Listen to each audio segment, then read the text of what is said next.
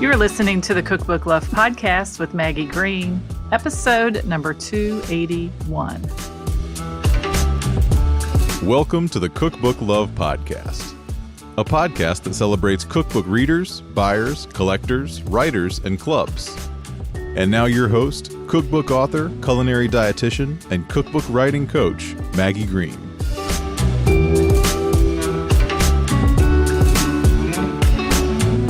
Hi, everybody. Welcome back to another episode of the Cookbook Love Podcast. How is everybody doing today? Having a quiet week this week here in Kentucky. Not a lot going on this time of the month, which I actually am really enjoying. The cold weather doesn't seem to be bothering me too much. I just put on my coat and head out to do what I need to do. Of course, very grateful to have a home and to have a heating system and food in the refrigerator, all the things that we sometimes take for granted. But hope you're all doing well. For many of you who want to write a cookbook, the cost of writing the book may be on your mind. And this could perhaps be a reason why you're not pursuing your project. And the reason I wanted to talk about this today is because I had a student say to me or ask me if they were going to have to go into debt to write the book. And that's what we're here to talk about today. I want to share with you 7 truths about the cost of writing a cookbook.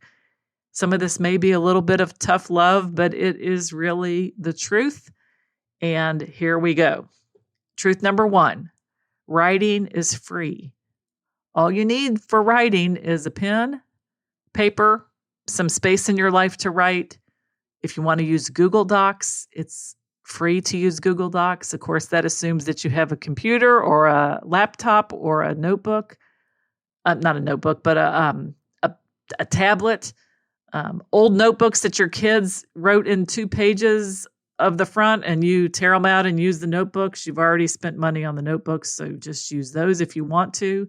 I had that happen all the time. We would get this school supply list and we'd go out and buy all the notebooks. And then at the end of the year, they would have written in like 5 pages of the notebook. So I would just tear the pages out, put them in a stack in the closet, and we would recycle those notebooks and use them again. I probably still have some left if I don't want to buy notebooks. But it's really free once you have those few tools to sit down and write. And chances are you have the tools already anyway, and you don't have to invest any new money in getting them. Putting words on a page doesn't cost anything. You can just schedule a time on your calendar, sit down, open up the notebook, and start writing the words.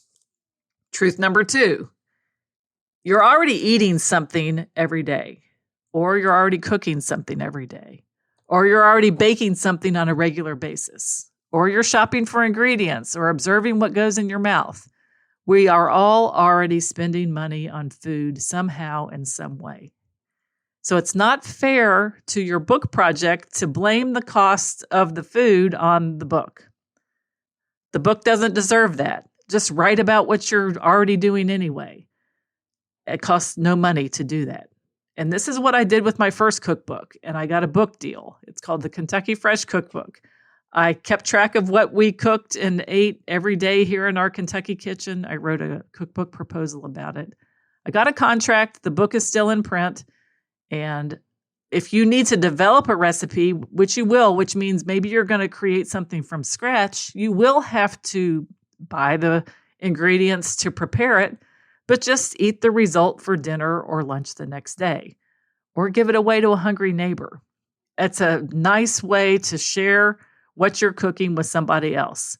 Send them a text or call a young family down the street with little kids and offer to bring them dinner or cakes or cookies if you're testing that for a cookbook and you're not able to eat them. There doesn't have to be waste of any food. You also could pursue with your local health department getting a cottage license.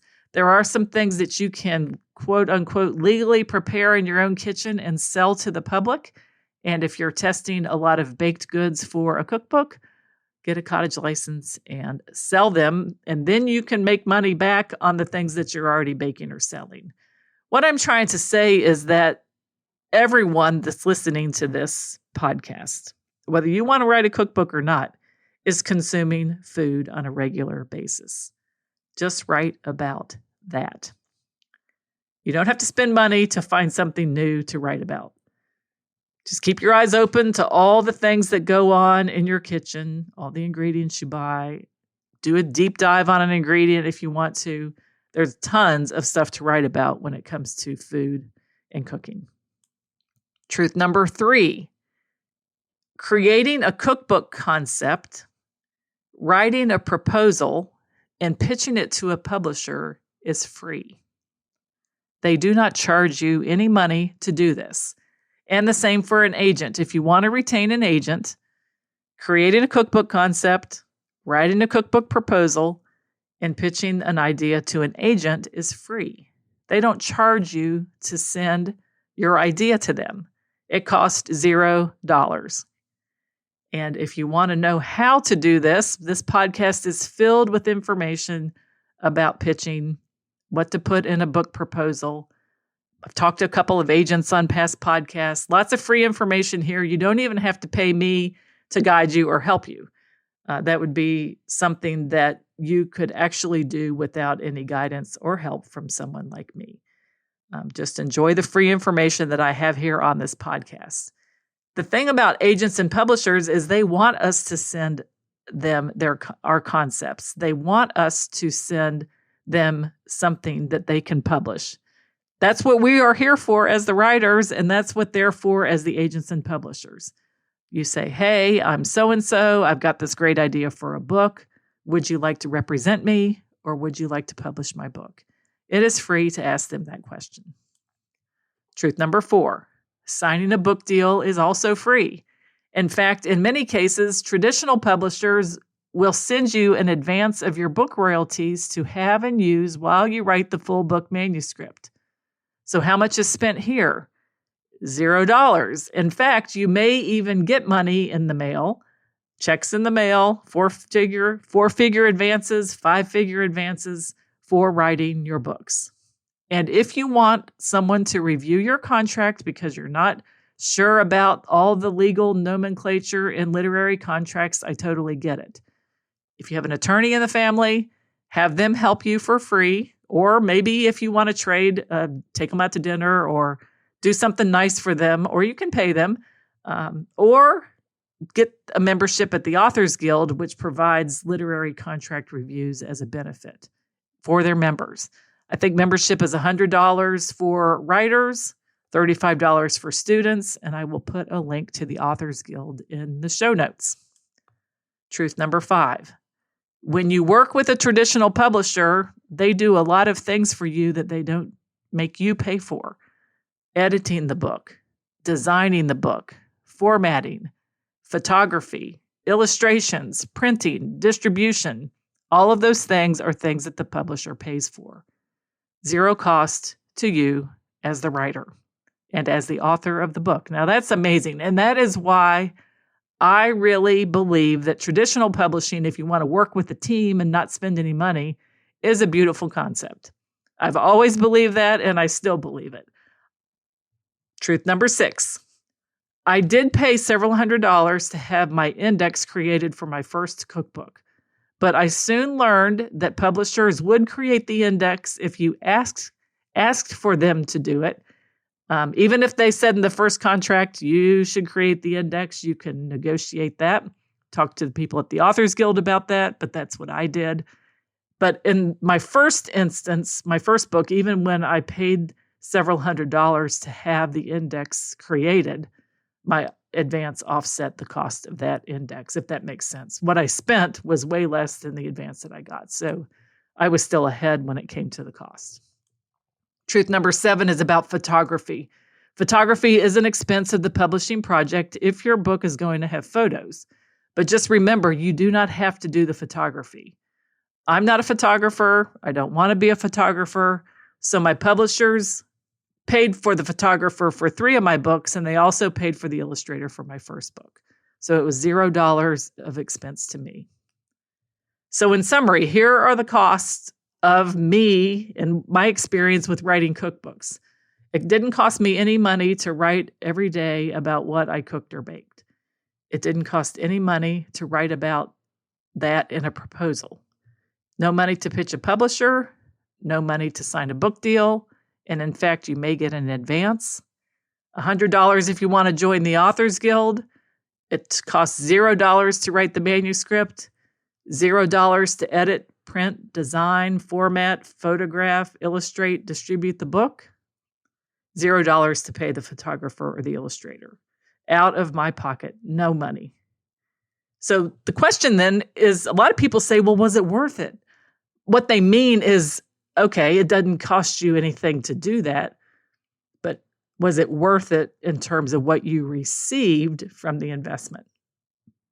Now, you have to decide for yourself if it's going to be worth it. But for me, it was totally worth it. And I want to talk about, I think there's about 7 things here that I gained from this. Of course, I did get monetary royalties, and I did get a wholesale price to buy the book so I could take it out to places that I went locally, farmers markets, libraries, extension offices. I did a lot of work for both my Kentucky cookbooks here at the grassroots level to sell the books. And I think I bought them for $18 a copy, and I sold them for $25 to $29 a copy.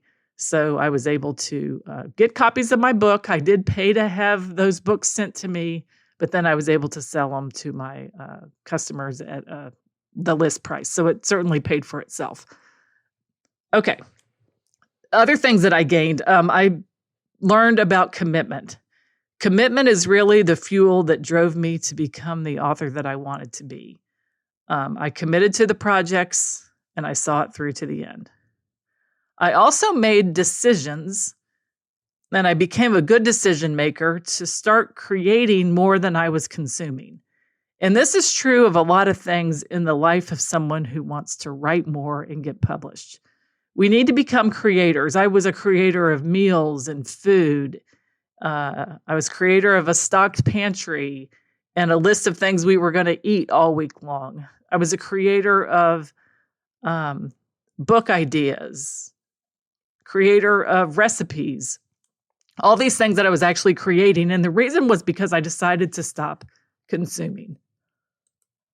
I decided to stop consuming social media just for fun. I decided to stop consuming other people's opinions about the work that I was doing. I decided to stop consuming my own opinions about myself and the work I was doing. I decided to stop consuming people's opinions about the publishing industry that had negative opinions about it. I really just walled myself off from anyone else's opinions about what I was doing. Didn't consume their comments, and instead consumed the things that brought me joy, the things that I love to do, the things that helped me to create my book manuscripts, and I focused way more on creation than consumption. Number 3, I developed this huge faith muscle that I started to believe that publishers loved writers and they wanted what we had to offer. That is the foundational thing that we have to believe as cookbook writers and as writers of any book that are trying to get a traditional publisher. Publishers want us to send our ideas to them. Publishers need us to send our ideas to them. Agents want to represent us, and we have to believe that. Number 4, perseverance. Commitment got me going and usually kept me going, but perseverance is different because perseverance is when you ride the road of the journey that you're on through the ups and downs. And even if you take one step forward and 2 steps back, you persevere until the end. I tend to be a person that has a high level of commitment and a high level of perseverance. Married for a long time. I have a podcast with almost 300 episodes. I sent out an email newsletter to my email list for 7 years. Every Wednesday, writing an email newsletter. Tons of perseverance. I'm not one that quits easily. So if anything, I just also developed that muscle a lot in writing cookbooks. The next thing is, the 5th thing, I overcame a ton of doubt that what I cooked or baked every day was worthy and good enough to be the content for a cookbook. And this one is huge. And this could be holding you back. And you're saying that it's going to be expensive when really we see the cost is very little. but the cost to overcome the doubt and to try to pitch an idea to a publisher and face possible rejection. They might say no, but we have to overcome the doubt in order to get what we want. And that in order to say that this is what I'm putting in this book, and this is what I'd love to put in this book, and would you like to publish it? My content was good enough. What I cooked and baked every day was good enough. It was more than enough. It was better than enough. And I had to overcome the doubt that it somehow wasn't. And that was usually just something I was telling myself. No one else ever told me that, but that was something I had to overcome in myself. Number 6 was I created legacy with these books. And these books will outlive me and impact thousands of cooks all around the world beyond the time that my mortal life will be here. My books will be here after I will. When I can no longer speak, talk to people about food and cooking, my books can still do that. And I think that's an amazing thing. And then the last thing is that another benefit was after I wrote my first book, I got 3 more book deals. I published a total of 4 books between 2011 and 2018, so in that 7-year span. So this has a multiplying effect if you really get into it. If you commit and you decide to create and you believe that publishers want what you have to offer and you persevere and you overcome your doubt and you see the benefit of the legacy of these books, you too could potentially write and get published more than one time. So that is my answer to how much it costs to get published. But my question for you is, how much are you willing to invest in the project? How much time are you willing to invest? How much energy are you willing to invest? How much commitment are you willing to put on the line? And how much love are you willing to give to this book project that is waiting for you to say yes to it, but you're telling that it's going to cost too much to give it any love? And that's not true. It doesn't cost that much. If you want to join the Authors Guild, $100. And if you're going to have to develop some recipes or maybe get a little cottage license so you can sell what you're baking to people and maybe make a little bit of money while you're doing it, I don't know from the health department how much that cottage license might cost, but you'll learn about food sanitation on the way.